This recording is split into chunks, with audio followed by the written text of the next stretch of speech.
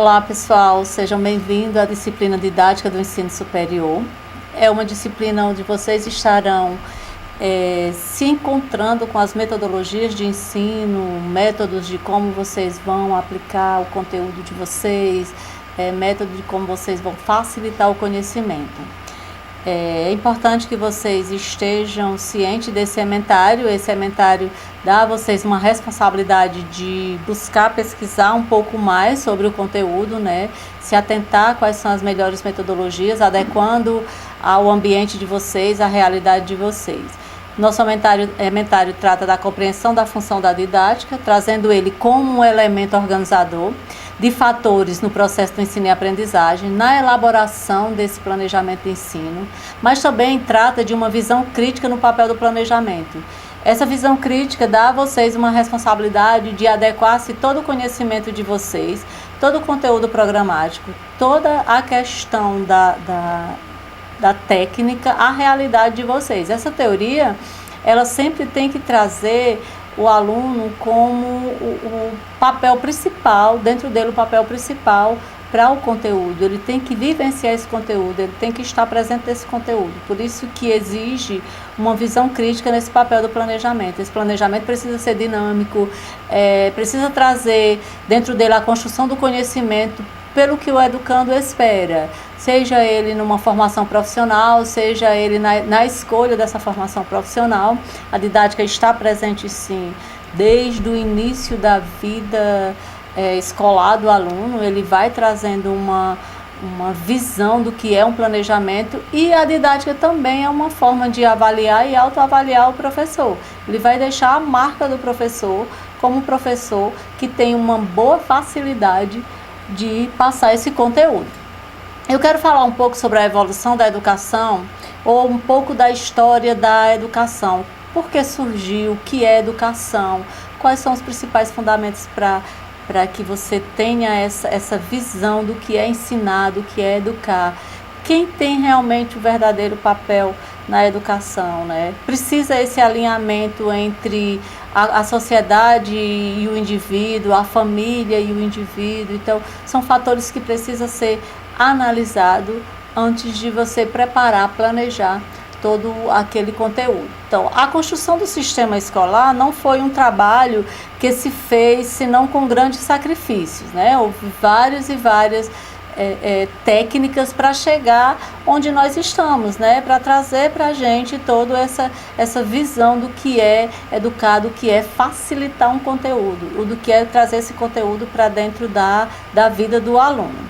Cada povo, cada século, cada pensador, cada pedagogo contribuiu com atos e também teses para a melhoria desse conhecimento, e para também ficar conhecido como metodologia, como método correto para alguns, ou para outros trazer um diferencial, né, se adequar a cada realidade. Longe de várias e várias nações que possa ser considerada possuidora do sistema educacional definitivo, mesmo porque a educação ela é vista como um ato atrelado às condições da sociedade. E essa, por sua vez, está em um processo contínuo, né, de evolução, de conhecimento. Hoje nós temos a tecnologia a nosso favor, então o professor precisa estar ciente que o aluno ele sempre vai estar buscando se adequar à realidade dele, mas com um conhecimento e um pensamento macro, né, além de uma forma globalizada. Então é importante observar que nos dias atuais ficam cada vez mais difíceis modelos de pedagogias individual, até porque cada aluno tem seu tempo, tem a sua realidade, né? Tem o seu conhecimento, ele já traz um conhecimento prévio, independente da idade, ele já traz um conhecimento prévio para a sala de aula, porque ele sempre vai estar convivendo com alguém, tendo uma realidade, ele sempre tem uma cultura, tem uma educação diferente, e isso precisa ser respeitado, né? Houve também uma visão do importante saber através da escola nova. Foi ela que influenciou os destinos da educação ocidental, e esta ainda pode ser estudada e aplicada em algumas situações, criticada ou modificada. A escola nova ela trouxe uma base ou um embasamento em cima de alguns autores. Eu vou deixar aqui com vocês os principais autores que defendem a importância da didática, que traz essa importância como uma metodologia correta de uma forma peculiar, vendo o indivíduo como ele é dentro da sua realidade, dentro dos seus pontos. Eu posso citar Paulo Freire, eu posso citar Montessori, eu posso citar Piaget, eu posso citar Gardner. Então, são tantos que você pode estar analisando e trabalhando esses pontos dentro de uma adequação à sua realidade, né? São autores que serão citados por vocês, que serão referenciados no conteúdo de vocês, mas que precisam ser vistos dentro de uma inovação, dentro de uma evolução. Os seus pensamentos podem não ser o ideal para se colocar em prática hoje, mas é uma base daquilo que você pode adequar para a realidade de hoje.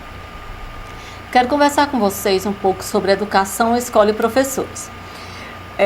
O que seria ensinar ou para que ensinar?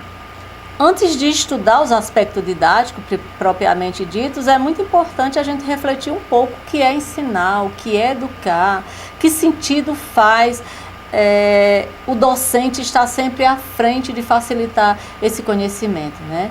É preciso que se tenha uma consciência do sentido da atividade do professor e o que ele precisa ter dentro do seu conhecimento. O professor, antes de planejar, antes de finalizar um planejamento, ele tem que se autoavaliar, tem que se autoquestionar. Por que eu realmente ensino? De onde eu tirei essa base? Ele precisa ter essa estrutura, né? Ele precisa ter essa referência consigo. Então, de onde eu tirei essa base? Por que eu estou ensinando isso? De onde vem essa informação? É segura? É algo que eu posso certificar, né, como correta? Então, isso significa que os aspectos didáticos, ele deve estar subordinado à definição, a propósitos educativos, a algo que seja válido para orientar os seus trabalhos, os objetivos no que se propõe alcançar. Tudo que o adulto ou a criança vai encontrar como elemento fundamental tem que ter uma base teórica e também uma base referencial. A formação pedagógica dos futuros professores se sustenta em 4 pilares. E, na verdade, são bem mais do que 4. Digamos que eu tenho uma base de 12 pilares. Eu vou citar 4 pilares aqui, que são aqueles que alinham aos demais, né? O primeiro pilar é uma reflexão da ordem, tanto histórica como filosófica, socióloga, a respeito da instituição escolar, a respeito do papel da sociedade e todas as finalidades atuais da educação. Eu não posso trazer uma referência ou não deixar de citar uma referência, mas também não deixar de adequar essa referência para essa realidade. Um exemplo seria daqui a 10 anos. Daqui a 10 anos nós estaríamos colocando da nossa disciplina o cenário de 2020, o que ocorreu em 2020. Daqui a 20, 30 anos as pessoas elas vão desacreditar que o mundo inteiro parou, né? Se é que não possa vir situações que possam ocorrer, outra necessidade de se parar tudo. Então, tudo hoje se torna um conteúdo, uma referência para uma realidade do conteúdo programático. Tudo hoje se torna a realidade, se torna um ementário para uma determinada situação disciplinar, seja em qual matéria for, seja em qual disciplina for. Então, tudo que nós estamos vivenciando hoje, lá amanhã ela se torna algo que está dentro da sociedade como base, como ensinamento, né? Como um guia do que você pode se prevenir para outras coisas que possam acontecer. Outro também é o conjunto de conhecimento científico, né? Acerca de toda a estrutura e do funcionamento psicológico do aluno. Esse conhecimento científico, ele é a base, independente da idade do seu público-alvo. Você, enquanto professor, você precisa ter uma noção psicológica, um conhecimento psicológico para perceber no seu aluno, aquele mais retraído, se ele realmente vai estar entendendo aquele conteúdo, o que é que sinaliza o seu corpo naquilo que está absorvendo. Você precisa estar atento para ajudar isso. Eu não posso deixar as coisas passar na minha frente sem que eu tenha esse cuidado de que eu tenha uma responsabilidade de deixar algo. Então, essa interação entre o professor e o aluno é preciso que haja, quer o professor queira ou não, né? Outro ponto é a questão da iniciação da prática e essa prática de diferentes métodos. Eu não posso deixar que nenhum conteúdo ele seja visto como algo utópico ou teórico. Eu tenho que trazer todo esse conteúdo para uma realidade muito próxima do aluno, né? Fazer com que ele vivencie, para que assim ele não aprenda, mas apreenda e traga todos os pontos para a sociedade. Ele seja também um facilitador desse conhecimento. Nenhum conhecimento pode ficar dentro de quatro paredes de uma sala de aula. Esse conhecimento ele precisa ir adiante, o aluno precisa repassar esse conhecimento para o mundo, né? Para toda a sociedade. Começa com uma base familiar, se dependendo da idade do aluno, da faixa etária do aluno, essa base, esse conhecimento vai para a base familiar e daí se estende para toda a comunidade, sociedade, enfim. Tem que ser algo estendido, né? Continuado. E o quarto, né, que eu deixo aqui para vocês, é o estudo psicológico e pedagógico da didática das disciplinas escolares. Quando trato escolares, isso vai bem adiante, isso vai em toda a base educacional, independente se você está no ensino médio, fundamental, numa formação profissional, né, numa graduação, ou até mesmo já se especializando dentro desses pontos que são analisados para o conhecimento. Diante disso que nós começamos a discutir, a debater, né, a se assimilar com o conteúdo, eu trago um questionamento. O que é educação? O que realmente é educação? Se fosse para a gente definir educação, são tantos os pensadores que trazem a educação de uma forma acertada, outros de uma forma crítica, e hoje mais crítica do que mesmo acertada, porque é uma diversidade tão grande de definições, porque vai para cada realidade, né? Vai para cada momento. O que seria a educação hoje, ou como seria uma metodologia da educação hoje, a partir do ensino fundamental 1, ou até mesmo no ensino infantil, a uma especialização. Como seriam os métodos, a metodologia utilizada? Hoje todo o mundo está dentro de uma evolução e trabalhando com aulas remotas. Então, eu já definiria a educação de uma forma diferente do que nós temos de alguns autores, né? Então, a definição de educação parece ter se tornado algo bem diverso, né, por muitas pessoas. No entanto, a prática parece revelar que ainda há certas confusões a respeito desse termo. Haja vista o grande número de teorias, de abordagem, né, de acertos, de fracassos em muitas instituições na questão da tarefa de educar.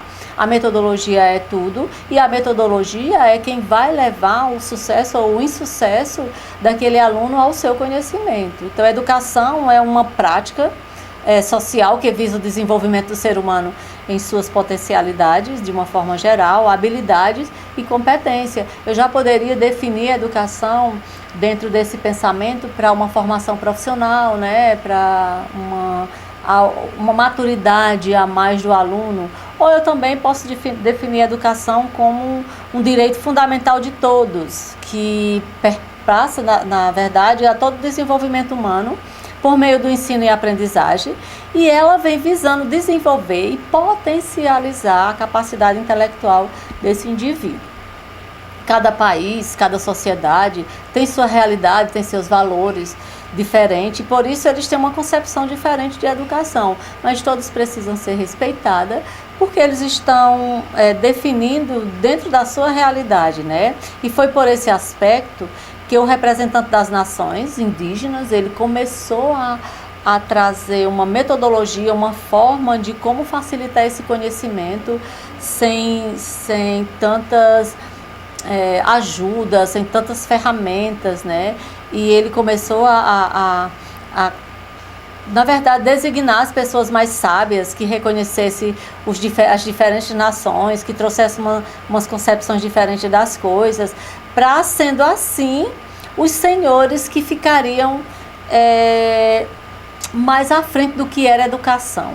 E isso veio a incomodar muita gente, isso veio a deixar algumas pessoas muito ofendidas, né? Ao saber que nossa ideia de educação, ou a ideia de educação deles, não é a mesma que a nossa. Isso veio deixar algumas pessoas, de uma certa forma, criticando e tentando barrar essa sua visão do que seria a educação.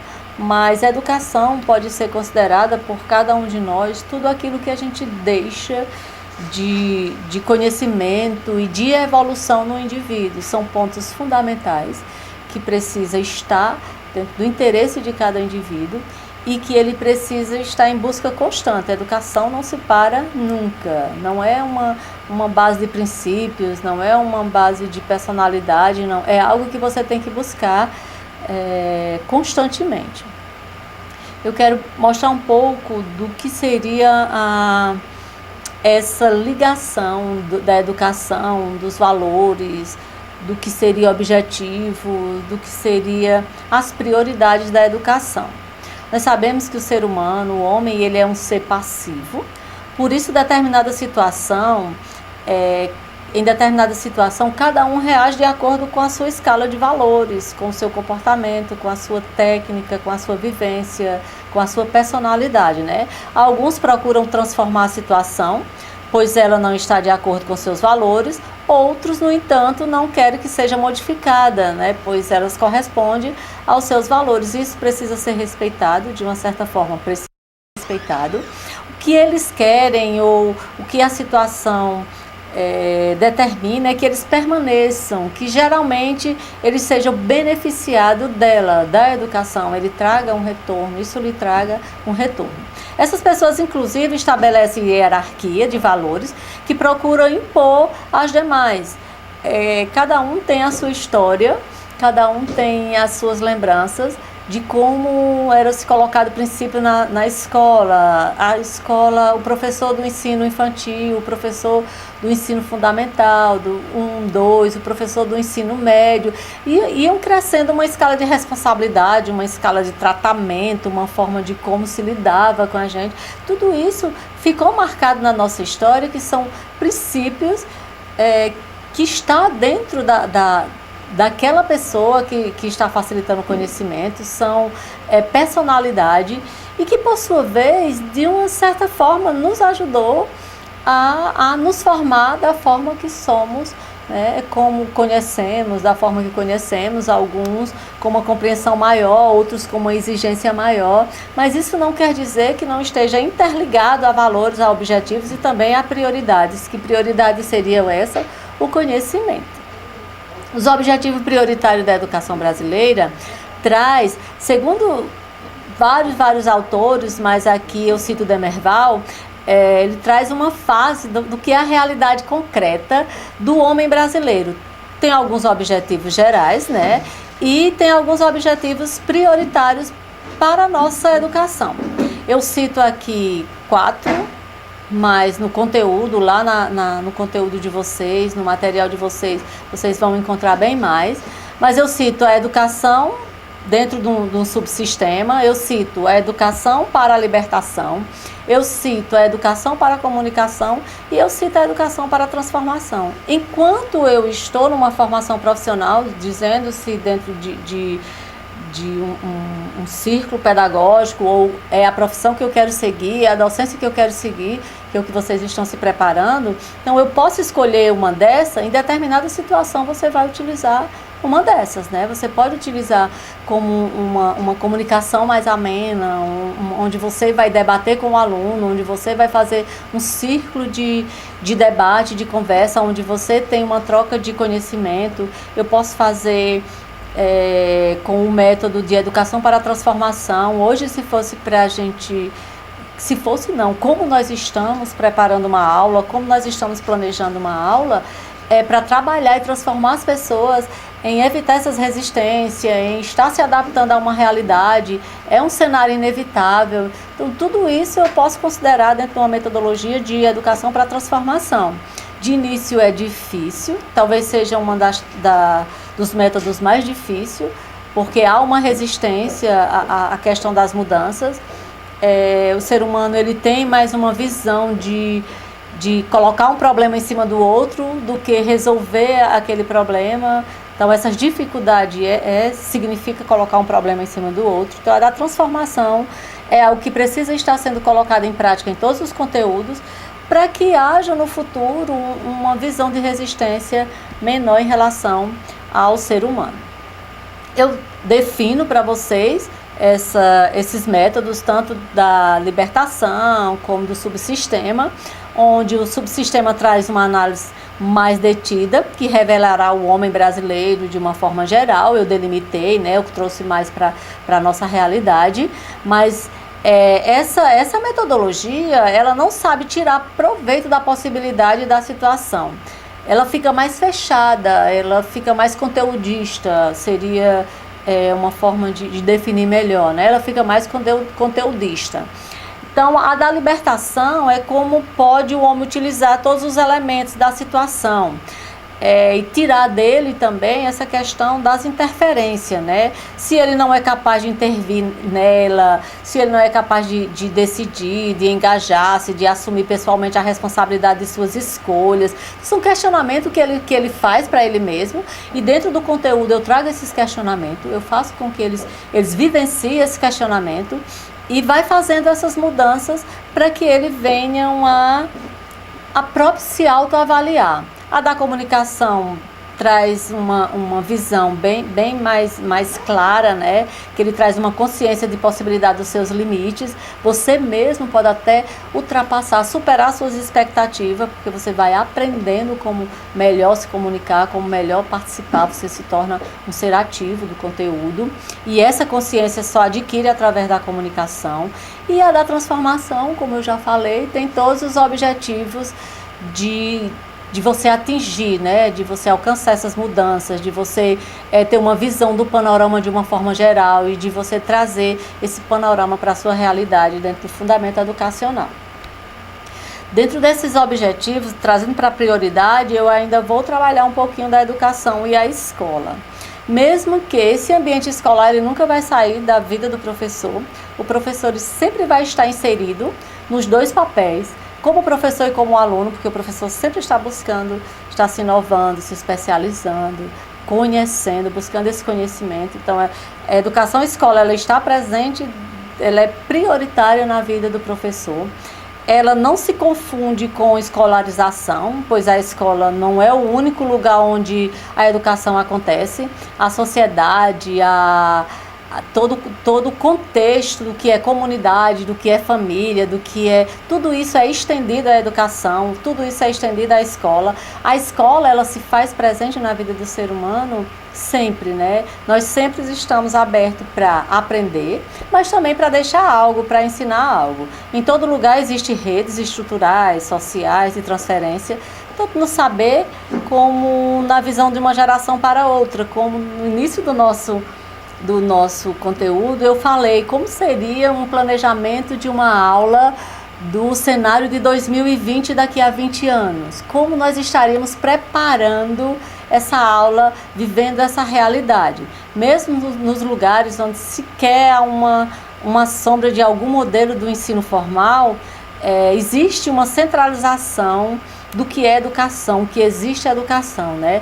Mesmo se as escolas fossem abolidas e as crianças, de uma certa forma, elas estariam aprendendo, porque o ser humano, ele é dotado de uma inteligência, ele já nasce com um conhecimento, né? Então, seria isso possível? Se as escolas não existissem, as pessoas teriam um jeito de aprender? Seria isso possível? Paulo Freire, ele já dizia que não é o fracasso escolar, mas o fracasso da sociedade inteira que traz uma comunidade, ou que faz uma comunidade educativa com sucesso ou não, né? Enquanto alguns autores consideram a escola como uma instituição que começa e termina em si mesmo, Freire estuda o problema da educação inserido dentro desse mecanismo social. Toda a vivência, tudo que você absorve fora da escola, você leva para a escola. Assim também como tudo que você absorve dentro da escola, você leva para fora e deve levar para fora dela, para que haja essa mudança, para que haja essa evolução na sociedade. Paulo Freire, ele foi muito... ele teve um pensamento muito assertivo do que seria a educação na sociedade e como a sociedade ela é capaz de trazer um método educativo muito maior do que a escola, porque às vezes o conhecimento que se traz de fora e entra dentro da escola, ele vai fazer um papel fundamental muito maior do que técnica, do que conteúdo, né? Ele deixa de ser, aquele sentido conteúdo, ele deixa de ser o papel fundamental e passa a realidade um fator principal para aquele aprendizado. Se fosse hoje para a gente conversar sobre a educação ambiental, o que seria a educação ambiental e sua importância? Nós poderíamos estar se referenciando ao que acontecia há 20, 30 anos atrás, como nós temos as últimas referências? Não. Nós estaríamos vendo uma realidade onde nós temos a natureza totalmente destruída e nós pagando as consequências de todos os nossos atos. Então, seria pouco provável que utilizaríamos uma referência e não uma realidade. Então, o professor como profissional, ele não é o único agente da educação, e Freire já dizia isso com muita clareza, né? Ele tem uma validade, o seu conhecimento tem uma validade, porque tudo é adequado a uma realidade, tudo é questionado. O ser humano hoje, ele é muito crítico e ele já traz um conhecimento prévio, sem contar que a tecnologia ela está totalmente... visível na vida do ser humano, ele utiliza a tecnologia para tudo, ele aprende com a tecnologia, ele muitas vezes se referencia e chega a entrar num debate com o professor, desconsiderando o que o professor diz e apresentando que as informações mais atual diz, deixa. Então, se admitirmos que o professor é um mero transmissor de informação, nós teremos uma consciência que o professor ele precisa estar em constante evolução, ele precisa estar sempre buscando estar atento ao que está acontecendo no mundo, muito próximo de você, né, no seu estado, no município. Ele precisa ter esse conhecimento real, ele precisa estar atualizado. Digamos que um professor, se ele não tem o hábito de ler, de buscar ouvir um jornal ou assistir, fazer uma leitura prévia do que está acontecendo, ele pode se deparar em situações bem constrangedoras com o aluno que tenha esse hábito, porque ele vai trazer aquele conteúdo para a realidade. Então o professor ele precisa estar atento a isso.